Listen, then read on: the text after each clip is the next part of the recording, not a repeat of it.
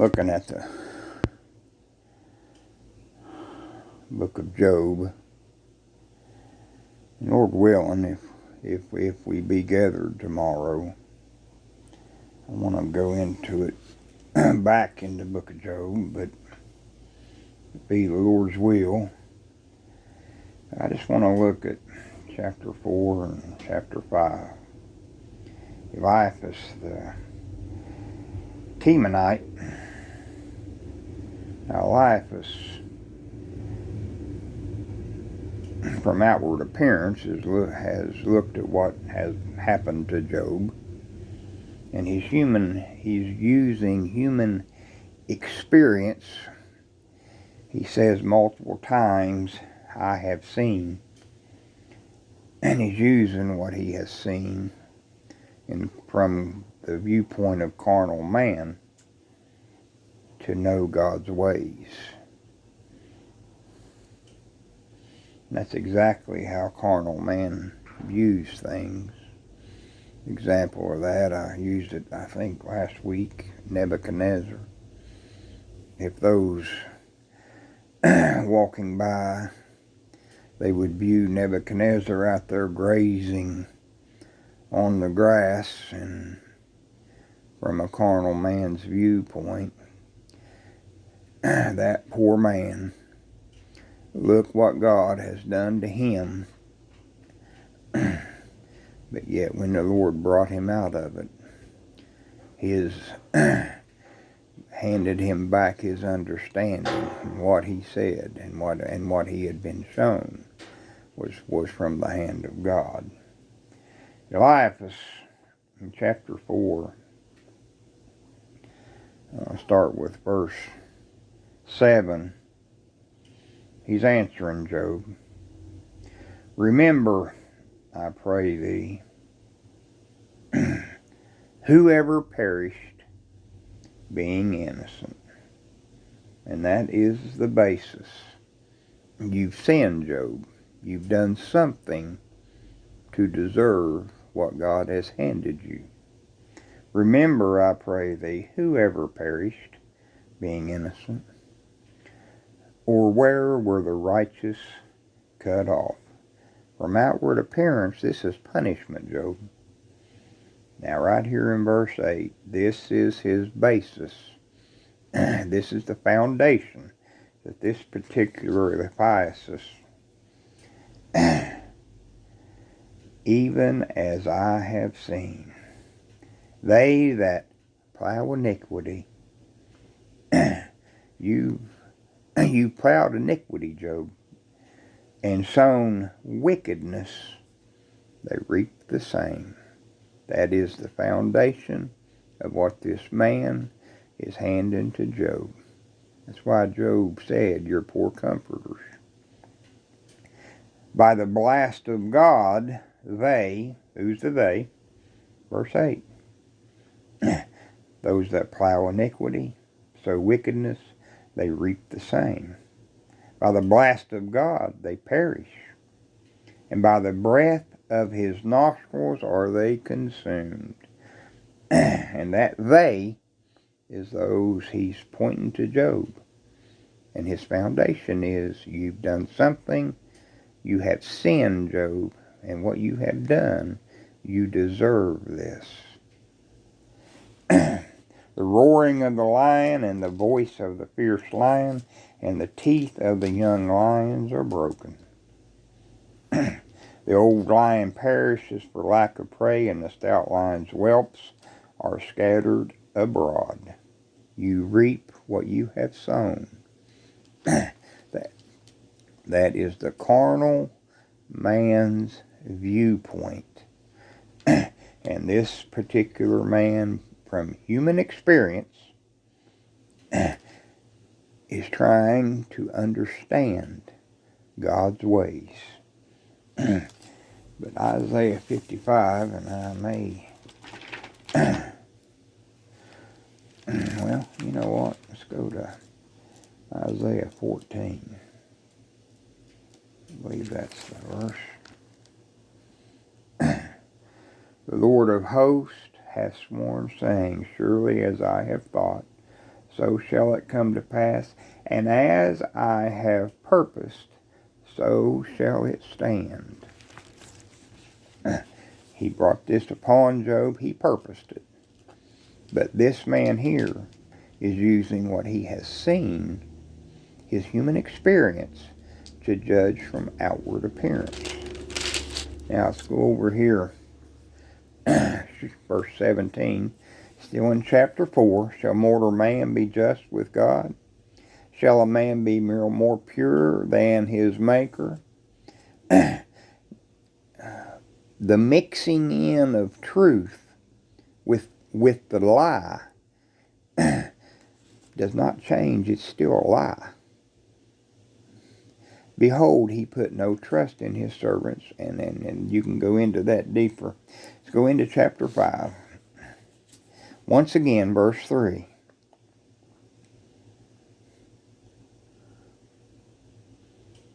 Well, verse 2. For wrath killeth the foolish man, and envy slayeth the silly one. Verse 3. I have seen. Once again, the foundation is I have seen this before, Job. The foolish taking root. But suddenly I cursed his habitation. Cast away. I've seen what the foolish plow. I have seen this, the foolish taking root. His children are far from safety. The fruit of his works, his children, are far from safety. And they are crushed in the gate. Neither is there any to deliver. There's no safety in what you are plowing. They have been cast away. But from the carnal man has not been shown the vine in John 10, the vine and the root, John 10 or John 11. And the carnal man, Romans 8:7 tells you, is enmity against God. The enemy. And this man has no comprehension of vital union, that oneness. He only sees from outward appearance what is happening to Job, and from his carnal nature is trying to understand, like I've said 2 or 3 times, God's ways, and it cannot comprehend God's ways.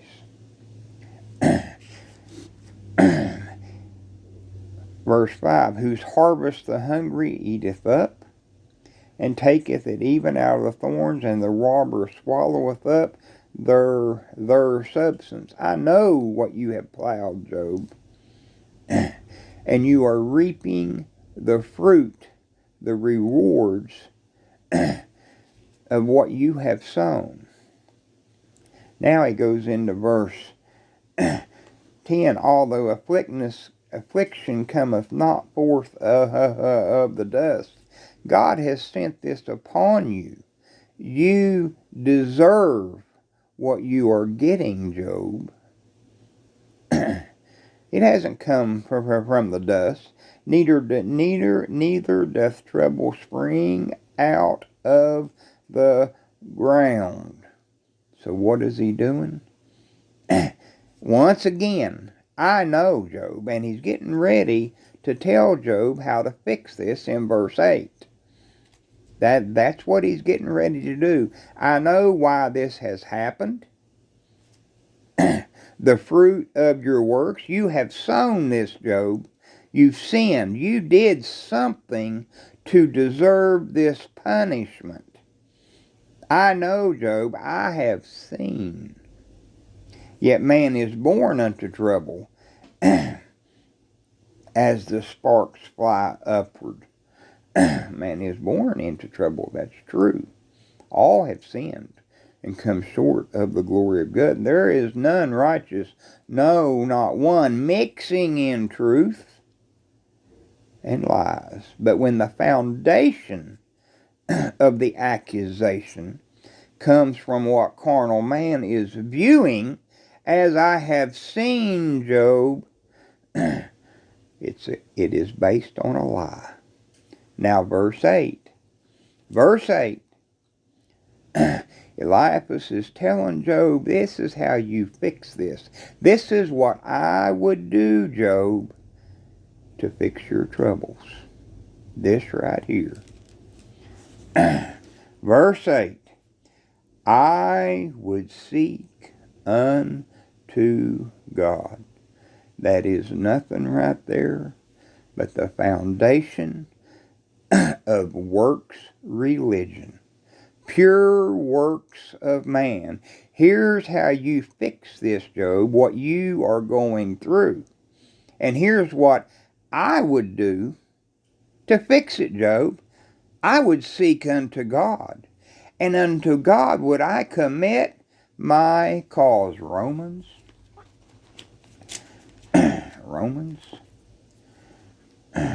chapter 10. And there's multiple verses that could be used. As it is written, there is none righteous, no, not one. There is none that understandeth. There is none that seeketh after God. They are all gone out of the way. They are all together become unprofitable. There is none that doeth good, no, not one. Their throat is an open sepulchre. With their tongues they have used deceit. The poison of asp is under their lips, whose mouth is full of cursing. Their feet are swift to shed destruction and misery in their ways. And the way of peace have they not known. There is no fear of God before their eyes.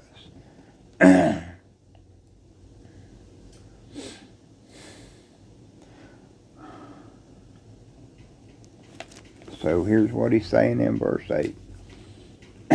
Here's what I would do to fix your problem, Job. I would seek unto God, and unto God would I commit my cause. That Pharisee in the temple. Here's what I do. Here's what I've done for you, God.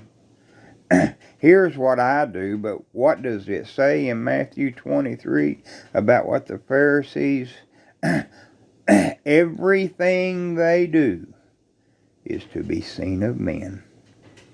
Here's all you got to do to fix this, Job. I would just seek unto God, and unto God would I commit, which doeth great things and unsearchable, marvelous things without number, if you just seek him. He is pointing to a galley with oars.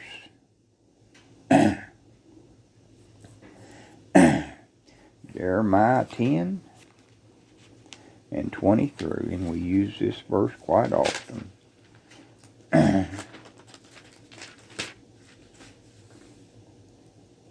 O Lord, I know that the way of man is not in himself. It is not in man that walketh to direct his steps. Oh, it sounds mighty good, but there's no truth in it. There's none truth in it. The Lord said, you have not chosen me. I have chosen you. John 6:44. And there's a multitude of verses that could be looked to in this. No man come to me, except the Father which has sent me draw him. Here's how you fix this, Job. I would just seek unto God, and unto God would I commit my cause. No man can come to me except the Father which has sent me draw him, and I will raise him up.